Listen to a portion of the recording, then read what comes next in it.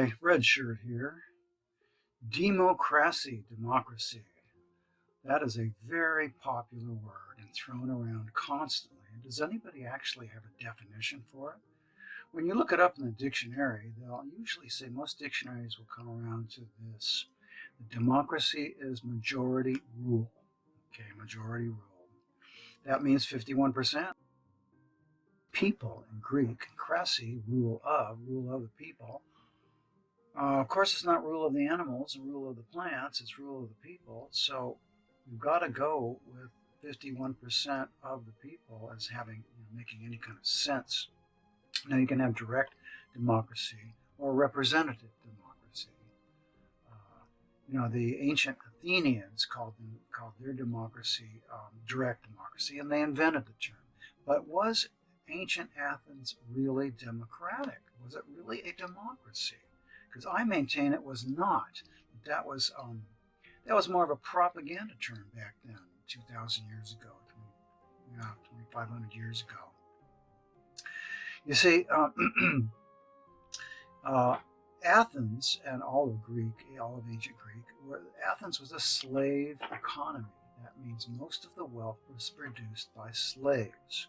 Now, of course, slaves did not have any say-so in anything. They had no right to vote or to speak on any subject of importance. And so, that democracy, and also women. Of course, women are 50%. So right there, women in Athens had no voice at all and no right to vote on anything.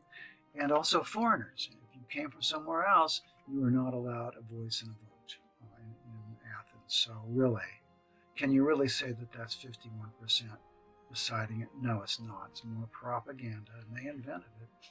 They were good at it. Back in Athens, in the beginning, only landowners, they were called hoplites, who could afford their own weapons and armor in the army. Only they could go to meetings and speak and vote. There were a lot of landless people, landless Athenians, who didn't have that right. But then Athens was a seafaring nation and had a huge ocean empire, you might say. They depended on rowers. Now, rowers, of course, Hollywood claims that they were slaves, and of course they weren't. But rowers in ancient history were all volunteers, because slaves don't make really good workers. They really don't. They have no motivation to work hard. They have no motivation to do a good job. But when you're rowing a war boat, you got to be in there. It's like being a soldier. Yeah, in fact, it's a mercenary. So they needed lots of non-land-owning men to row their boats, their war boats, their trade boats. And how did they get them? Well, they had to pay them. They paid them money. These were actually wage earners. These were, you might say, workers. They also demanded some rights. So they got some rights. They got the right to vote and the right to speak at meetings. And so, because it was broadened like that, because the ruling elite, the minority that ruled Athens, was broadened out a bit, they called that democracy, okay, as opposed to, let's say, Sparta, that had none of that, right? So that's why they developed the term democracy. But still, it's the people with wealth, the minority. And even then and today, they buy influence, because money buys influence, doesn't it? So ancient Greece was not a democracy, it was a plutocracy. Plutocracy means rule of the wealthy. The people with the money get to pay other people to do what they say. Okay, the more money you have, the more wealth, the more influence you have, the more people who want to do what they're paid to do, right? That's power. That is power. So, I prefer the term plutocracy to oligarchy, because plutocracy is more specific. Oligarchy just means a small group of people running things, yes. small group of people running things, but they run it because they're wealthy. That's a plutocracy, and it's been going on for 10,000 years. That's right. We have all been living in a plutocracy for 10,000 years. With the agricultural revolution, food, which was stored, became wealth. I'm talking about grains, wheat, and oats and whatnot, and legumes. They could actually store those. You couldn't store meat. You can't store vegetables very well. They rot quickly. But grains and legumes were food. Actually, food, that kind of food, was money. That was the only money there was 10,000 years ago. And people who controlled that were the first plutocrats, who they got to tell people what to do. Before that, for 300,000 years, nobody told anybody what to do. It wasn't necessary. There was no wealth to bribe people with. So, if you want to know more about class society, by the way, I recommend you do, go to Red Shirt 6, a previous segment. Class society developed technology, and that's extremely important for us today, because we don't have to be hand-to-mouth forager hunters that just go out and get food and come back. We do a lot more things. We live longer, and with our population expanded to dominate the planet, and our lives are improved by technology, and of course, it's starting to bite itself now. So anyway, so today, we have billionaires and multimillionaires, and those are the plutocrats, and that's called the ruling class, also known as today the capitalist class. That's because they use capital, they use money to invest and to make more money, and then that gives them more money to make more money, and that's capital. That is capitalism, essentially. So, but like the Athenian rulers, the capitalist class invented the working class. And that's right, there was no working class before capitalism in the 1400s. Mercantile capitalism brought its own workers, its own producers of wealth. The working class produces the wealth, the capitalist class takes it and owns it and uses it. So, I'll do another segment on capitalism itself at another point. So, now, more efficient toilers, which is workers, they're way more efficient than serfs, and they're way more efficient than slaves. They require civil rights. I'd say we require civil rights. Civil rights, freedom of speech, freedom of assembly, freedom of the press, freedom of religion, all of these civil rights. These are civil rights. And but what we're told is that equals democracy. It does not equal democracy. Democracy is majority rule, and that's all it is. But majority rule democracy requires these civil rights. We have to be able to speak. We have to be able to engage in society in order to make informed decisions, right?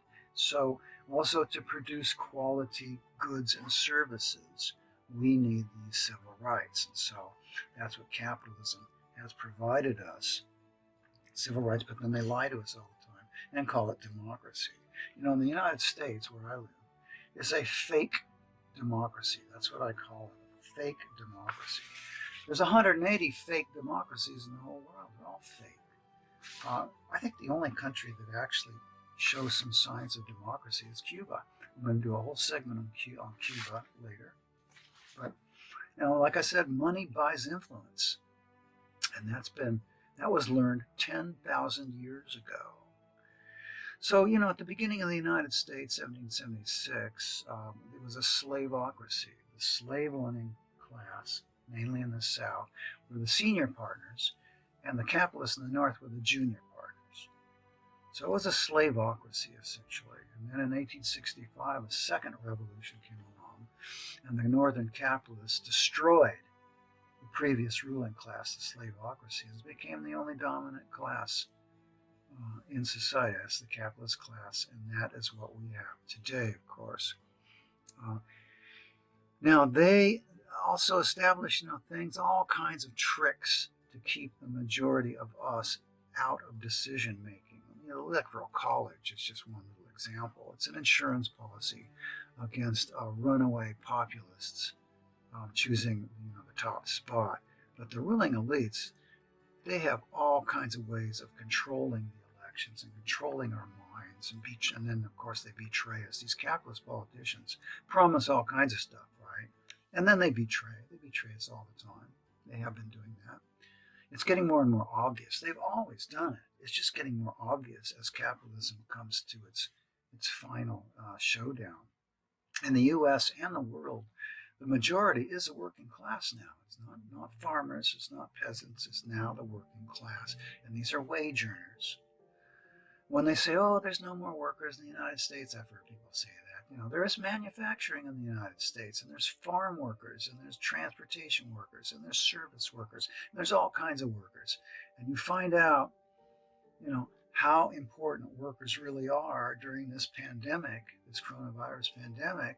It shows what happens when the rowers, remember the Athenian rowers? Well, that's us. When we don't go to work, you see what happens. The whole damn place shuts down, right? So, back on this is a democracy. If we spend 40 hours a week in a dictatorship that is a workplace that has a boss, well, what does boss say? Is that democratic? Is the boss democratic? No, of course not. There's no meetings to decide how workplaces are run. There's no meetings to decide how neighborhoods are run. We don't decide things in our neighborhoods. It's all decided by capitalist politicians and their donors in City Hall and the state capital and the national capital. So it's all decided by these elitists. And by the way, here's another thing. Oh, machines are making workers superfluous. We don't need workers anymore. It's all machines. Well, guess what? Workers run machines. They don't run themselves. In fact, workers have been running machines, have been operating machines since the invention of archery. Right? And that's a long time. And they're doing it today. So none of this, we don't need workers anymore because everything's automated. That's a joke. Now, the capitalist government has all kinds of ways, like I said, of keeping hold on a fake democracy. One very important way is to keep socialist parties off their ballot. These parties, these politicians belong to privately owned parties. They're not publicly owned. They're privately owned parties like the Democrats and Republicans. And they do whatever the hell they want. They choose whoever they want. They mesmerize us with these personalities. These fake elections are really high school personality contests. Here's somebody to hate, and here's somebody to love. Then they give you your single issue. You have a single issue. Be sure to vote, and you're all set. That's all you need. Well, we're finding out we need a lot more than that. Yeah. So they manufacture opposition too. Bernard Sanders was a manufactured opposition. You see what the rulers did with him. They just used him to divert attention away from anything real, and essentially defused working class desires. Anyway, civil rights we must defend. We have to defend all these freedoms. That's for sure. But this is not democracy. I'm just reminding you. Don't fall for it. There is no we that includes Main Street and Wall Street, okay? I cringe every time some rich person or some capitalist politician or some media talking head talks about our democracy. It may be their democracy, but it ain't our democracy. It's our capitalism, okay? And so I'll tell you something else. A vote without a voice is worthless. If you can't get up in a meeting and express your opinion and discuss things and then vote right there, well, that's just the BS that pervades our society. I didn't vote for the invasion of Iraq. I wasn't even asked, right? I demonstrated against it. I didn't. So to say, well, we invaded Iraq, no, I didn't know. We chose to do that. No, we did not. None of my friends did.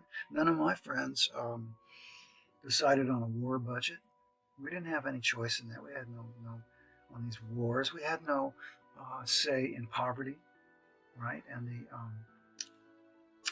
the difference, the growing disparity between rich and the rest of it. We have no say in that whatsoever. Global warming, no say.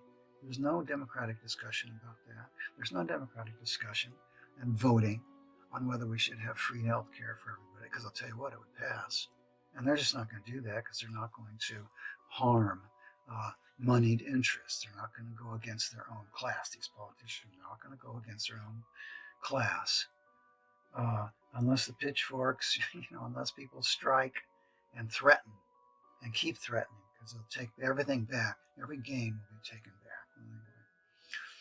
So, meetings. We need meetings. We need them to be egalitarian, and solidarity is what makes that egalitarian solidarity, class solidarity. You must understand class if you want to understand a democracy. You really do. So we don't need any more bosses. We want to get rid of all bosses, and don't be telling anybody what to do. Wealth is shared. In a socialist culture, in socialist revolution, wealth is shared. And all these phony scarcity. There's no real scarcity anymore. It's all phony. It's all there to keep the ruling class in power, to keep the plutocrats going. So we're going to eliminate it. There's enough wealth in the world to give everybody a decent home. Everybody in the world can have a decent home and decent health care and decent food and water and everything else that we need. I'll recommend go back to Red Shirt 9. What is socialism? If you want to know what that is, But we could even possibly, high tech could eliminate representative democracy by using computer technology. We can do eye scans and local discussions online, although face-to-face discussions are much better. And then vote by eye scan, by iris or handprint. So, no votes are duplicated. That can be done. All that can be done if we really want to make it happen. So, this is Red Shirt. Contact me at buildtheunions@gmail.com if you want to suggest anything or ball me out for anything.